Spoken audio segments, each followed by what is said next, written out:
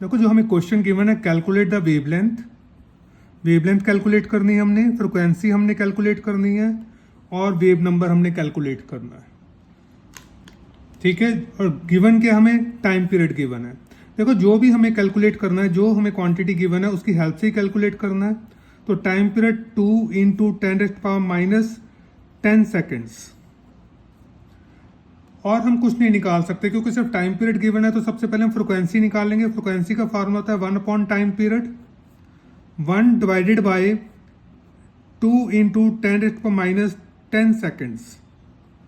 तो इसको सॉल्व कैसे करेंगे? देखो सबसे पहले तो हम जो 10 है ना उसको ऊपर ले जाएंगे, तो जो ऊपर नीचे माइनस है ऊपर जाके प्लस हो जाएगा, साइन चेंज हो जाते हैं, डिवाइडेड बाय 2, 1 × डिवाइडेड बाय 2। तो 1/2 × 10⁻10। तो यहां से अगर हम सॉल्व करते हैं तो हमारे पास क्या आता है 0.5 × 10⁻10। ये हमारा सबसे पहले फ्रिक्वेंसी आ गई।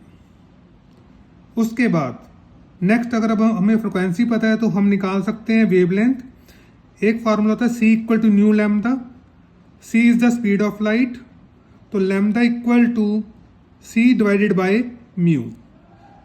C की जो हमारी वैल्यू होती है वो कांस्टेंट होती है, हमें पता होता है स्पीड ऑफ लाइट है 3 × 10⁸। फ्रिक्वेंसी हमने निकाली 0.5 × 10⁻10। तो इसको हमने कैसे सॉल्व करना है? पॉइंट हटा दो, ऊपर 30 हो जाएगा, 10⁸, नीचे की टर्म ऊपर जाएगी -10 हो जाएगा, डिवाइडेड बाय 5, कट हो गया, 6 आ गया। तो 6 × 10⁻2 मीटर। थर्ड जो हमें निकालना है, थर्ड हमें क्या निकालना है? That is wave number. Wave number का फॉर्मूला होता है 1/λ। तो 1/λ की वैल्यू हमें पता है कितनी है? लैम्डा जो हमें गिवन है दैट इज 6 × 10⁻2। तो ये 10⁻2 आ जाएगा ऊपर जाके, 1 × 10⁻2 डिवाइडेड बाय 6। अब हम इस 1 को 100 कर देंगे ताकि इस कैलकुलेशन करना हमारे लिए इजी हो जाए।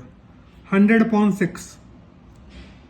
अब आपको पता है 1 से ही जाएगा, 10 है ऊपर, तो जो हमारा आंसर आएगा वो कितना आएगा? 1.1666 मीटर इनवर्स।